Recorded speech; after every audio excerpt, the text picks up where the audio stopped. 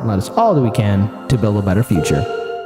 Let's talk about Joe Manchin, Prince Joe Manchin, who apparently can do whatever he wants. You know, I remember during the election, Daniel, how corporate media and cul-de-sac progressives were saying how Joe Biden could get things done and how he has a lot of respect by his fellow lawmakers, both Democrat and Republican, and how the whole entire Democratic Party is going to unite around Biden, and they're going to get things done, and they're going to fight for us, they're going to go to bat for us, and there won't be any kind of trouble whatsoever. But then, oh wait, here comes Joe Manchin, and apparently I guess he's president. So for the past 6 months, he's been getting whatever he wants. Corporate media has been making him into this untouchable giant. Him and Sinema, they could do whatever they want. I mean, it's just like the Senate parliamentarian. Who knew that the parliamentarian and non-elected official can do so much?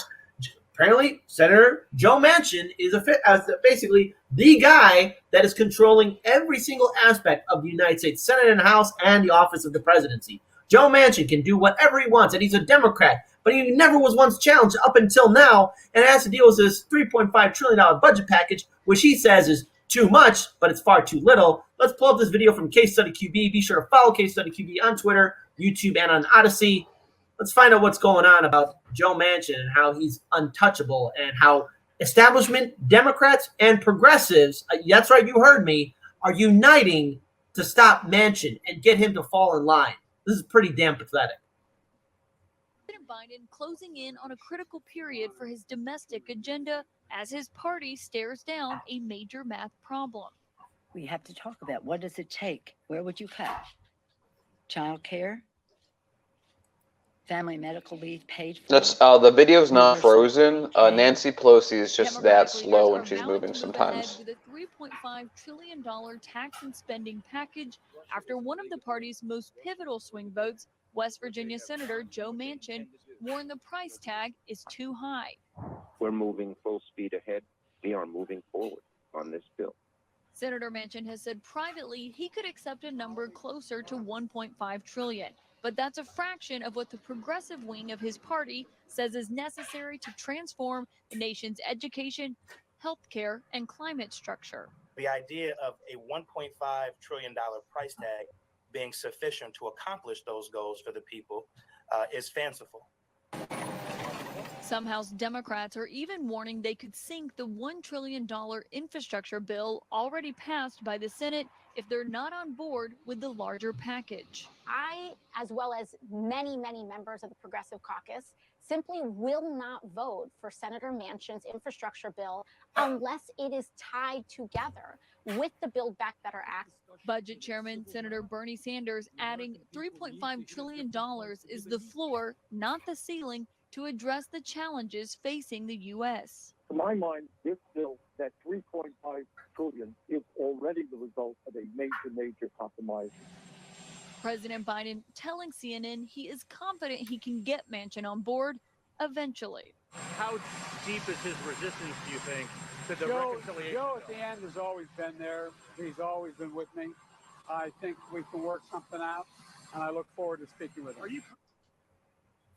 Okay, so notice, people might not have heard it, but it was AOC talking about how she will not support this bill.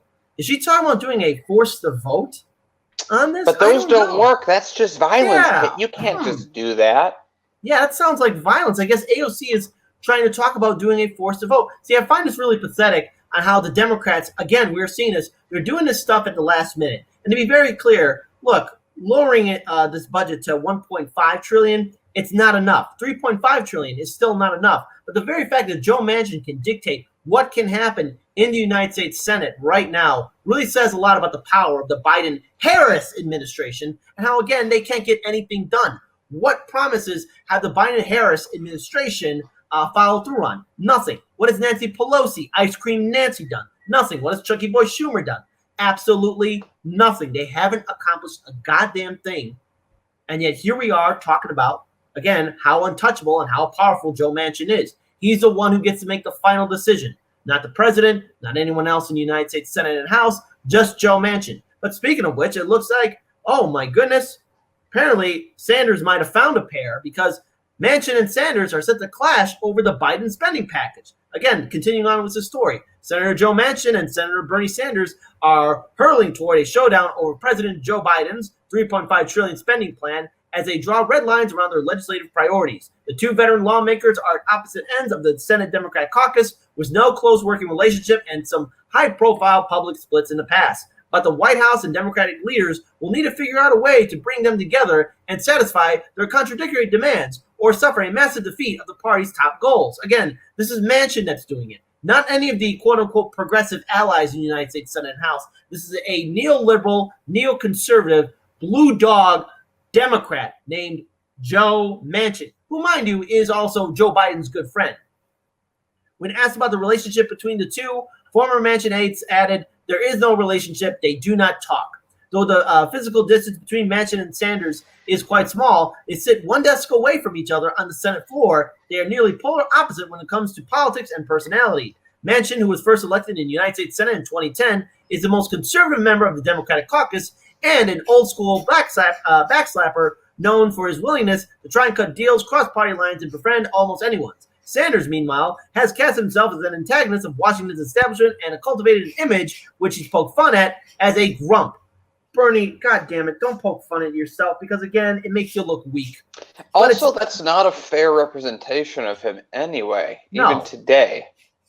Exactly. But it's made Sanders a loner, spending almost 15 years in the Senate, further to the left than most of his Democratic colleagues, and watching as they and the party's base have moved in his direction.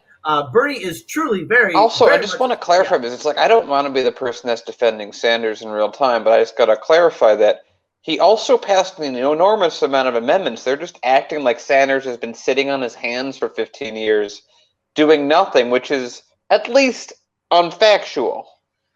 Yeah, so again, I just want to scroll down a little bit more because this article's kind of talk about, how they've kind of had some photo ops here and there. So still the tension over the $3.5 trillion spending package has been building for weeks after two senators huddled for a little notice impromptu meeting around the Senate floor the day before the chamber passed a $1 trillion bipartisan infrastructure bill that Manchin helped negotiate. Sanders, according to Manchin, warned that he could kill the bill by marshaling House progressives, and he wanted to know if Manchin would support the $3.5 trillion spending package that would cement Sanders' legislative legacy. Here's what Manchin said. "I said, hell no, Bernie. I'm not voting for $3.5 trillion. He says, well, at least you're honest with me, Manchin recounted at a West Virginia event recently, while adding that he was willing to work with Sanders. Sanders is setting his own goalposts around arguing progressives have already compromised that $3.5 trillion is the floor, not the ceiling, for how big Democrats should go. So again, it should be really, at the bare minimum, $10 trillion. And so I'm really calling the question whether or not Bernie Sanders will actually fight and actually really stand his ground. Because this has to go with Bernie Sanders standing up against Joe Biden's $3.5 trillion budgetary plan. Now, again, this is Manchin is the person that's being the antagonist. This is Manchin that's the one that's causing this all in the first place. He's been against the $15 minimum wage increase. Manchin's been against every single progressive policy the Democrats ran on in 2020. Manchin is their excuse, and dare I say it, Manchin might probably be the reason why the Democrats lose more federal seats and state seats in the 2022 midterm election cycle. Not progressives. But what progressives can do is actually walk away from the two-party system and, dare I say it, maybe set up something different than the DNC and RNC. But what they need is real leadership. And Bernie right now doing this back and forth with Manchin, okay, great, but it's too little, too damn late. And probably a lot of people don't give a damn right now because right now millions of Americans are still facing eviction. Millions of Americans are, again, lacking benefits right now. So this is, again, Democrats playing this at the last minute. And it really just goes again to show the weakness of the Biden-Harris administration. Again, I want to say it again, the Biden-Harris administration. And they've allowed Senator Manchin to get away with this. Joe Biden has not once tried to rein him in. No one in the Democratic leadership, not Chucky Boy Schumer, not Nancy Pelosi, not even Vice President Kamala Harris, not even the wonderful Senate parliamentarian has done that as well. So, Daniel, your thoughts? Yeah, so I mean, it's like the only real thing that we've so first, we now understand after over a year, what have we been saying on the show for a very long time?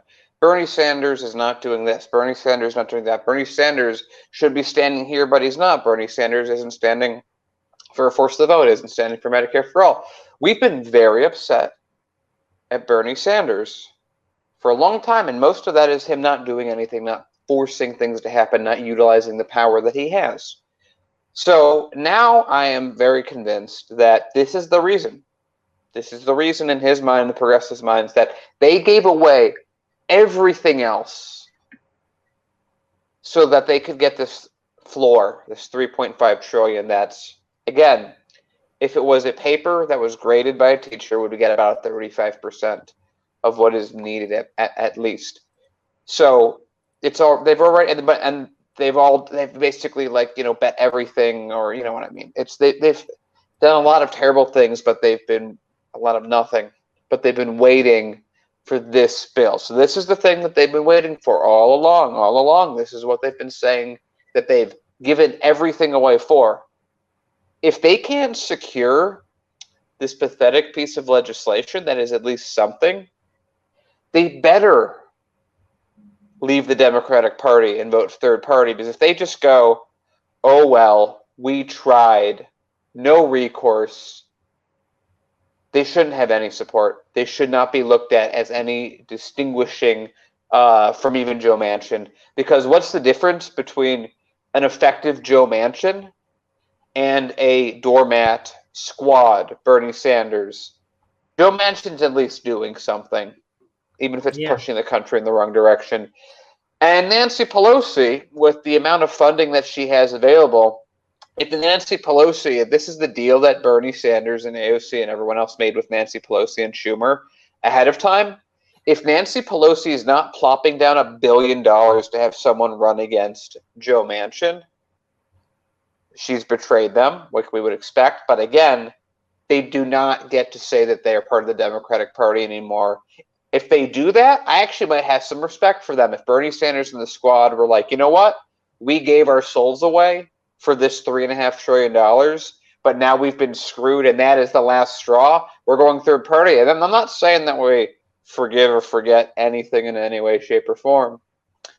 But that's at least means that they got played in the worst possible way, and they didn't just abandon us, although I'm not sure that that makes much of a difference in the long run. In the end of the day, we are talking about not enough to help the American people, even if it passes. You know, something else I want to bring up too in that scenario, Daniel. Let's say let's say hypothetically they did, you know, make that deal with Chucky Boy Biden and Nancy Ice Cream Nancy Pelosi. It really says how pathetic and how really inept they are at deal making and playing the game of politics. That goes for Bernie and all the members of the squad. I'm going to make a bigger picture. The 15 congressmen and women who are on the force to vote petition. Because technically, if they were to unite, that is a large progressive voting bloc. If they're not going to use their power or even either that try and outmaneuver some of these blue dog conservative Democrats, well, then they got to go. I can't stand incompetence. I just can't stand stupidity like this. I can understand evil.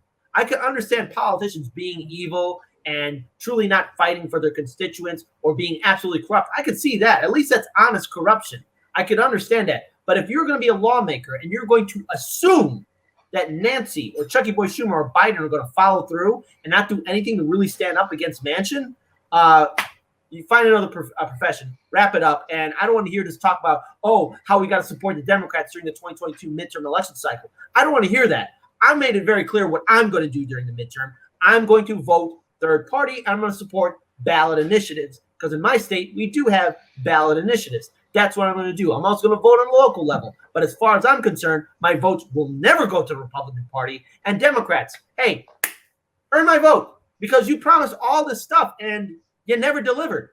And I don't want to hear how my vote for third-party candidates, be they Green, Moving for People's Party, non-affiliate, or even Libertarian, how it's going to somehow help the scary Republicans. Because guess what? Guess what? This is political ammunition that the GOP is going to use. The Democrats were their own worst enemy.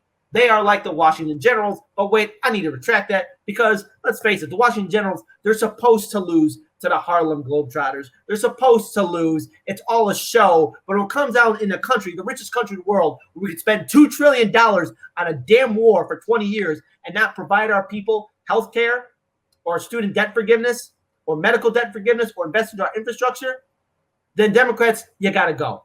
Earn my vote. That's what I got to say. Earn my vote.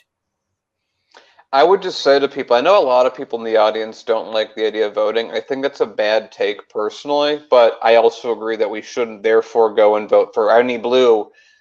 We need to show in greater numbers that third parties are relevant. So just when you go out, just do go out and vote. Just pick whoever is on the third party pick. Don't pick the Democrat. If it's just a Democrat or Republican, leave it blank. That's simple. We have ballot measures we can vote for. There's things I want to at least just show people that they're missing votes. If that's all we can do, if that's what it takes an hour to go online to do that, that's worth something. Agreed. Now, look, everyone has their opinion, and I understand right now a lot of people are burnt out by voting, but final note for this story, I'm going to support third-party candidates. That's what I'm going to do and support ballot initiatives. We need to look at that. And I believe that that's a good pathway. Now, for those of you who choose not to participate in the midterms, guess what? Technically speaking, with all the data, midterms usually have low voter turnout. So maybe here's your chance to support third parties in your said state. Understand the rules and regulations of your state, so maybe you could help out third parties, be on the ballot, be on the debate stage. It's a monumental task. Some states are far more progressive, other states far more draconian. But we need to look at something different.